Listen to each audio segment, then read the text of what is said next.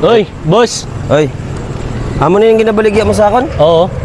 Last price na ni boss, 30K. 30K? Anay pa, kay tawagan ko ani si boss. Hindi ka na sila malugi. Bago pa yan eh. Oh, hello boss. Oh. Di nagalingin na paano mo na motor, pahanap mo sa akon. Oh. 100K daw ini. Look, 30K lang.